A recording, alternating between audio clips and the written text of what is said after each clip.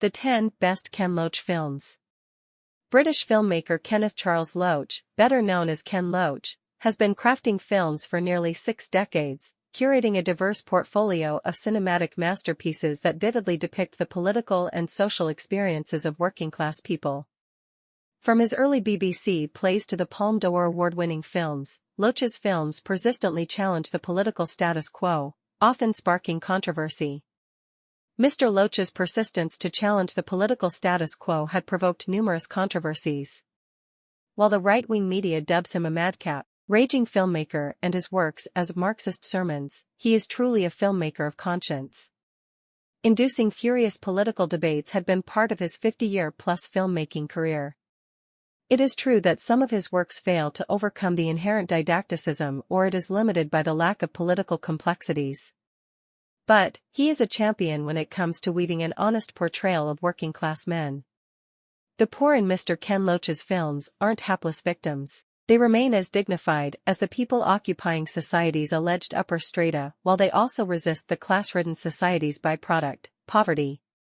Mr. Loach's preferred method of working involves shooting the movie in chronological order and releasing the script to actors one scene at a time. He gives a short time to his actors for preparing the scene in order to make the experience as naturalistic and fresh as possible. Ken Loach has given some of the most interesting movies from the 1990s. The success was possible partly due to his involvement with the scriptwriter Paul Leverty. He has collaborated in 12 out of Ken Loach's 25 feature films. Here are my 10 favorite films of the legendary social realist filmmaker. 10. Riff Raff, 1991. Between the early 1970s and late 1980s, Mr. Ken Loach faced numerous hurdles in his family and professional life. His works often got banned. Later, he turned in a new phase with the fine political drama Hidden Agenda, 1990. But, it was Riff Raff that kick-started his unique brand of social realism movies. Riff Raff is a part romantic comedy and part stirring satire of Thatcherism. The protagonist, Stevie, is played by Robert Carlyle, a demolition crew worker, who is in the process of converting a broken-down hospital into luxury condominiums. Stevie becomes involved with an unsuccessful singer, Susan, who has drug problems. Veteran actor/comedian Ricky Tomlinson plays an exciting union leader character who takes a fine swipe at Thatcher's economic policies. 9. The Angel's Share, 2012. The title comes from the term to explain the share of whiskey that is lost to evaporation, 2% per year, during the process of aging. The film is practically a heist drama, riddled with Loach's unique brand of humor and social realism.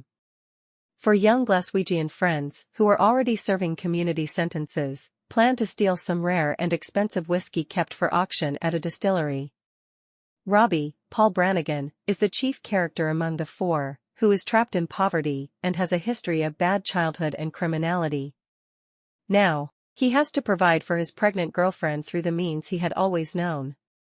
The Angel's Share doesn't have a huge thematic significance, unlike the director's other gritty, raw dramas.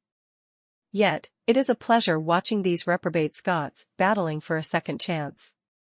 As always, Mr. Loach's social realist and humanist touches stop the film from becoming a shaggy dog story.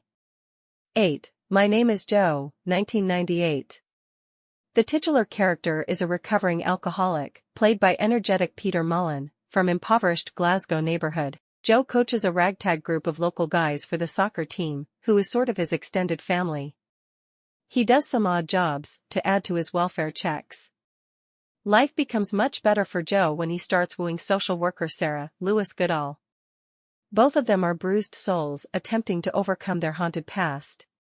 Contrary to many of Loach's movies, there is a conventional villain here, in the form of a ruthless drug dealer.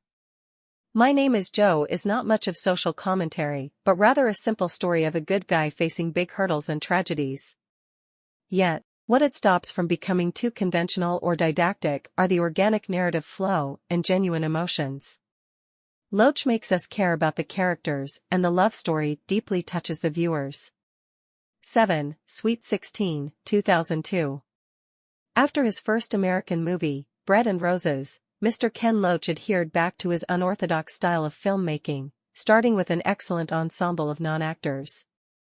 Paul Laverty came up with a tremendous script, which won him a screenplay award at Cannes.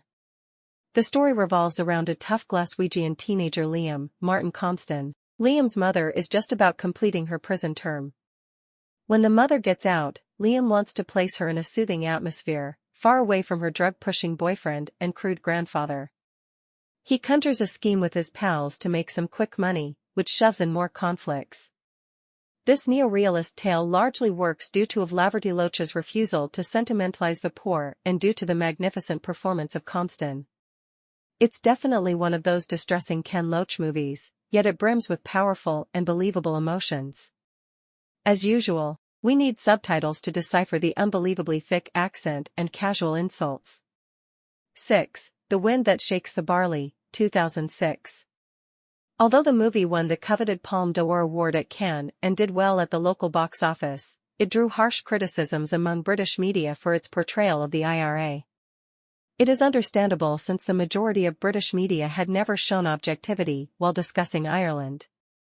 The Wind That Shakes the Barley tells the story of Damien, Cillian Murphy, a young apolitical doctor, who joins the budding ranks of IRA after witnessing a brutal raid from English forces.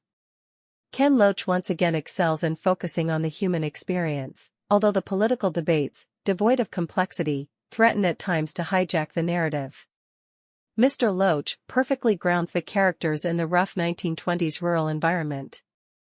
The film details the British colonizing tactics well, showcasing their attempts to divide and rule the guerrillas, mirroring their actions in Ireland and other foreign nations. 5. Raining Stones, 1993. When you are a worker, it rains stones 7 days a week, says a character in this compassionate portrayal of the British working class.